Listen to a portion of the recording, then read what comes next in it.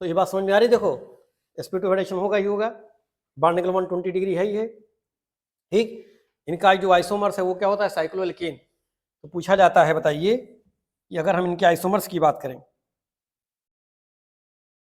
इनका एक आइसोमर्स क्या बन सकता है, तो इसके दो मिलेंगे, एक तो हम बोलते हैं एल्कीन्स बनता है इससे, और एक इसका आइसोमर क्या हो सकता है, साइक्लो एल्केन।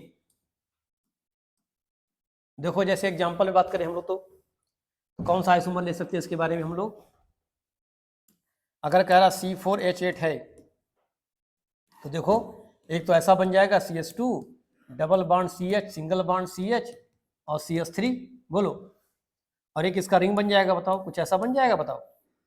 अब देखो दोनों में देखो, इनके पास दोनों पास HH है, 2 H, तो देखो C4H8 हो गया। इसके आइसोमर्स क्या बन सकते हैं, एक तो एल्कीन बनेगा और दूसरा आइसोमर क्या बनेगा, साइक्लो एल्कीन। ठीक, तो कम से कम 3 कार्बन चाहिए मिनिमम, ठीक है, इसके लिए। फिर देखो अच्छा, अब इलेक्ट्रॉन जो क्लाउड देखो कैसा बना, देखो यहाँ पे देखो दिख रहा है ना, ये p ऑर्बिटल्स, इसका p ऑर्बिटल, इन दोनों के पास एक एक इलेक्ट्रॉन्स होंगे, साइड से ओवरलैपिंग हो जाएगी, तो पाई बॉन्ड बन जाएगा। अब पाई बॉन्ड दिखेगा कैसा, देखो ये सिंगल इलेक्ट्रॉन्स आपको दिखाई पड़ा, सिंगल बॉन्ड दिखाई पड़ रहा है, इसके दोनों तरफ एक क्लाउड मिलेगा, ठीक है, सॉसर से क्लाउड मिलेंगे, इलेक्ट्रॉन क्लाउड, ये पाई इलेक्ट्रॉन क्लाउड हो जाएगा। ठीक, अब देखो एंगल्स की जब बात करते थे, देखो इसका एंगल बढ़ा हुआ, देखो ना 121.7 डिग्री, और देखो इसका एंगल कम हो गया, तो ये एंगल क्यों बढ़ा, अभी बात कहते हैं ना 120 डिग्री होता है इसका एंगल, लेकिन देखो एंगल थोड़ा डिफरेंस क्या था, कैसे, देखो पाई इलेक्ट्रॉन क्लाउड दिख रहा है यहाँ पे, रिपल्सन होगा, तो रिपल्सन से ये बॉन्ड लेंथ क्या होगा, बताओ, एंगल छोटी हो जाएगी और ये ज्यादा हो जाएगी, तो थोड़ा सा देखो डिफरेंस आता है, ठीक, बॉन्ड एंगल में। ठीक, कार्बन कार्बन के बीच की जो डिस्टेंस होगी, यानी उसकी बॉन्ड लेंथ कितनी होगी, 134 पिकोमीटर, और वही CH के बीच में कितना होगा, 110 पिकोमीटर के आसपास। इसको एंगस्ट्रॉम में बात करेंगे तो 1.34 लिख देंगे। ठीक, बोलो। फिर देखो कुछ और आइसोमर्स की बात करते हैं हम, देखो ये तो इनका ऑर्बिटल डायग्राम्स था जो आपको जानना था। ठीक, फिर देखिए अब कर रहा बताओ चेन आइसोमर्स चाहिए हमको इसका, तो कितने यार isomer chain number of carbon कितने चाहिए मिनिमम, तो 4 कार्बन होगा तो आपको क्या मिलेगा, चेन आइसोमर्स। तो चाहे देखो बना लो चेन आइसोमर्स, यहाँ पे देखो अगर हम चेन आइसोमर बनाएं इसका तो क्या बनाएंगे, देखो मिनिमम 4 कार्बन चाहिए, देखिए तो CH3 CH2 CH double bond CH2। अब चेन में क्या करना बताओ, कार्बन की लेंथ छोटी हो जाएगी, तो अगर हम कार्बन की लेंथ छोटी करते हैं हम लोग, तो देखो क्या होगा बताओ, बनाएंगे चेन में हम लोग, यही देखो ना बन सकता है इसका चेन आइसोमर। देखो डबल बॉन्ड एक नंबर पे यहाँ पर भी है, एक नंबर पे यहाँ पर भी है, बस कार्बन की लेंथ छोटी हो गई, तो उसको हम क्या बोलते हैं, चेन आइसोमर। तो कार्बन चेन आइसोमर में क्या होता है, चेन में डिफरेंस होता है, ठीक, लेकिन डबल बॉन्ड की पोजीशन क्या होगी, सेम प्लेस पे होगी। तो देखो यही बन सकता है ना, से ज्यादा 3 कार्बन तो में बनेगा नहीं ऐसा संभावना, तो मिनिमम 4 कार्बन चाहिए आपको चेन आइसोमर्स के लिए। तो लिख लो, इसको लिख लो वहां बगल में, ऐसे बना लीजिए कि 4 आइसोमर्स, सॉरी 4 कार्बन होगा तब क्या बनेगा, इसका आइसोमर बनेगा।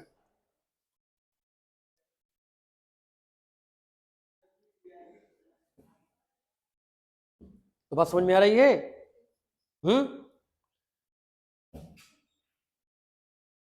फिर देखो नेक्स्ट आपको क्या दिया उसके अंदर, कहा है पोजीशन आइसोमर्स। अब देखो पोजीशन के लिए भी आपको 4 चाहिए मिनिमम कार्बन। देखिए देखो पोजीशन में क्या है, देखो एक ये बनाएंगे चेन हम लोग, इसका नाम क्या होगा बताओ, ब्यूट 1 इन, और सेकेंड टाइम भी हमको क्या कार्बन की लेंथ को सेम रखना है, और हमको क्या करना है, डबल बॉन्ड की पोजीशन को शिफ्ट कर देना है। तो इसका नाम बताओ क्या हो गया, ब्यूट 2 इन। तो ये आपस में एक दूसरे के क्या है, पोजीशन आइसोमर। तो ये कब पॉसिबल है, 4 कार्बन में ही पॉसिबल है मिनिमम, ठीक 3 कार्बन में पॉसिबल नहीं होगा। इसको भी दिक्कत बना लो, पोजीशन केस बना लीजिए इसको भी।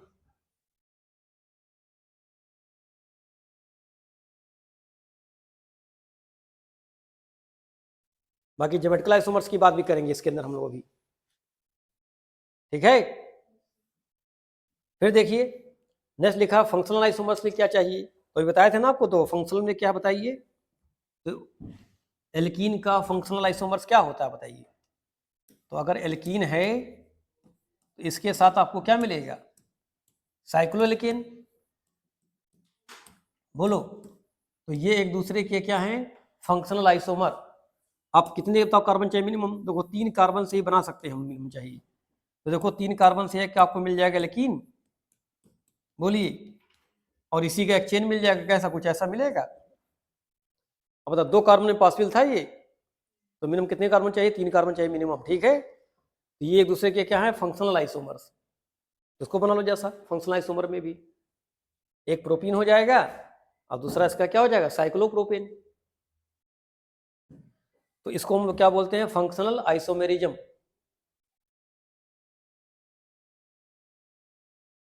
ठीक। फिर देखो लिखा रिंग चेन। रिंग चेन में क्या बताओ? रिंग बन सकती है और चेन बना सकते हैं हम लोग, ठीक है। उसके बाद देखो ज्योमेट्रिकल में देखो, तो ज्योमेट्रिकल देखो मिनिमम 4 कार्बन चाहिए। अब देखिए ज्योमेट्रिकल में देखो क्या है, जैसे अगर हम लेते हैं देखो बताओ ये ज्योमेट्रिकल की कंडीशन देखो क्या होती है? CH3 CH double bond CH ऐसे कुछ दिखाएं देखो हम लोग, और एक इसको ऐसे कर दें। तो ज्योमेट्रिकल कब होगा बताओ? जब डबल बॉन्ड के दोनों तरफ कार्बन जो लगे होंगे वो क्या हो बताओ? या हम ऐसे कर सकते हैं कि एक बल्कि ग्रुप एक साइड हो जाए और 2H एक साइड हो जाए, ऐसा कुछ मिले कंडीशन, तो इसको हम लोग क्या बोलते हैं? Geometrical isomers. तो ज्योमेट्रिकल में क्या मिलेगा? ये इसको बोलते हैं सिस। और यही जब बनाना उसका होगा ट्रांस, तो क्या करेंगे हम लोग? इसको एक क्रॉस कर देंगे। तो CH3 एक क्रॉस हो गया, H ऐसा हो गया देखो, इसको क्या बोलते हैं हम लोग? ट्रांस। ठीक। तो ये पॉसिबिलिटी कहाँ है आपको? मिनिमम 4 कार्बन में पॉसिबिलिटी है। 3 में देखो बनाते तो क्या होता देखो, CH3 C double bond C और इसके पास 2H होते। अब बताओ ये सिस कह सकते थे इसको? देखो देखो H सेम साइड भी है और अपोज भी कर रहा है, तो ना तो इसमें सिस बनेगा ना ट्रांस बनेगा। तो मिनिमम 4 कार्बन चाहिए जहाँ पे सिस ट्रांस आप शो कर सकते हैं। बात समझ में आ रही है? उसके बाद देखो एक और क्या है लिखा, ऑप्टिकल के लिए बताओ कितना चाहिए? तो ऑप्टिकल कब बनेगा बताइए? तो ऑप्टिकल में क्या बताया गया था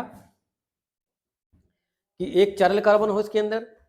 अब देखो अगर हम लेते हैं यहाँ पे कार्बन नंबर 3 4 ऐसा कुछ देखते हैं, चलो मान लो कुछ ऐसा कर दें, तो CH2 double bond CH single bond CH, बोलो और एक CH3 कर दें यहाँ पे, और एक यहाँ पे लगा दें हम लोग 1 2 3 4 और इसको C2H5 ऐसा कर दें।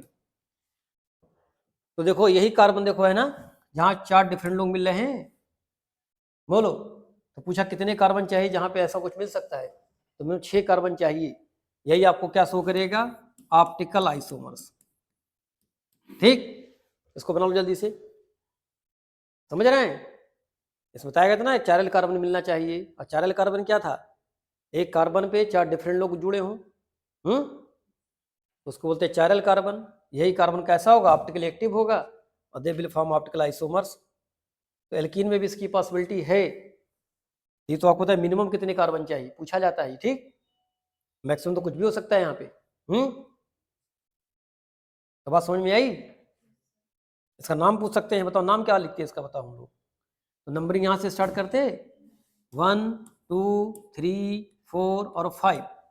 तो 3 पे क्या मिलता? मेथिल। तो क्या मिलता? 3 मेथिल पेंट 1 इन, ठीक।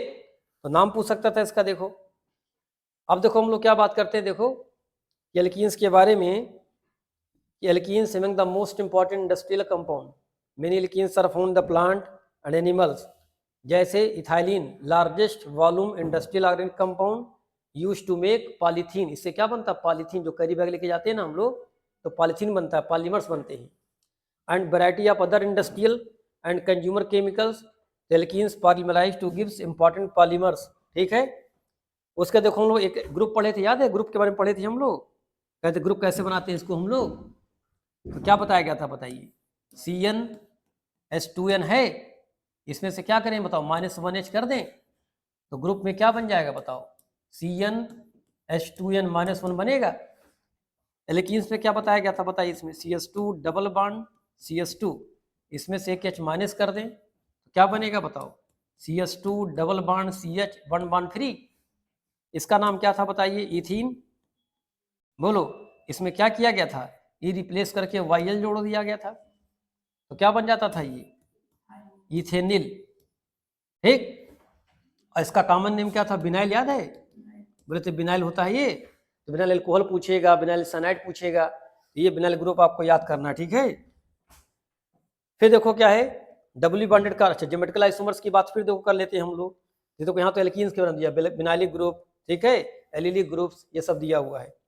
फिर ज्योमेट्रिकल देखो आइसोमर्स की बात करें हम लोग, तो देखो ज्योमेट्रिकल की कंडीशन देखो क्या है, देखो डबल बॉन्ड से अटैच कार्बन हो, ठीक है, और इसका रोटेशन क्या रिस्ट्रिक्टेड होता है। देखो ये साइड्स ओवरलैपिंग है, अगर रोटेट करोगे तो बॉन्ड क्या होगा, ब्रेक कर जाएगा।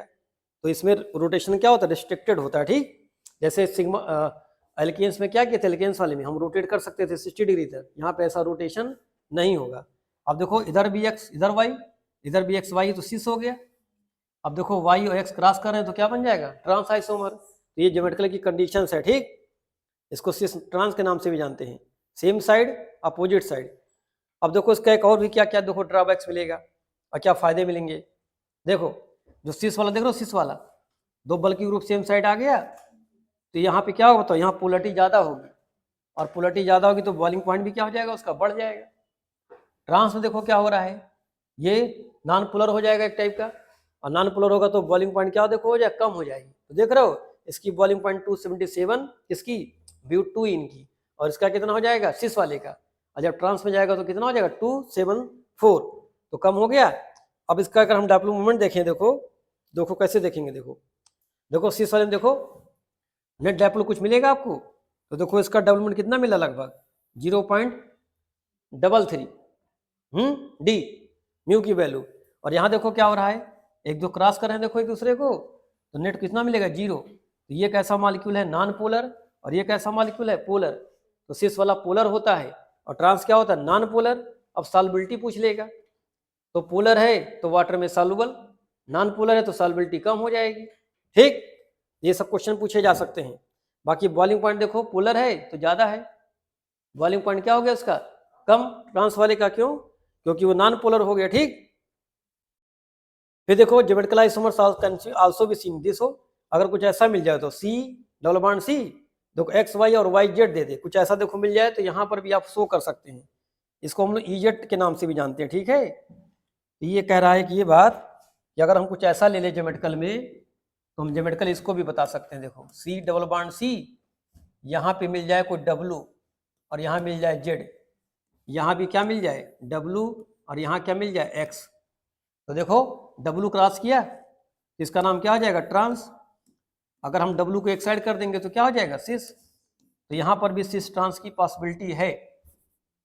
बात समझ में आ रही है, बोलो। देखो ये कौन सा फॉर्म हो जाएगा, सिस। अगर दोनों डिफर करें तब भी बता सकते हैं सिस ट्रांस हम लोग, तो नंबर देना पड़ता है, ठीक है। वहां पे कैसे बात करते हैं, देखो हम लोग सी डबल बॉन्ड दे दे, यहाँ एक्स वाई दे दे, और यहाँ जेड और डब्लू दे दे। अब पूछे यहाँ कैसे बताओगे, तो नंबर देते हैं हम लोग। जैसे इसको नंबर 1 दिया मास के बेस पे, ठीक है, मास।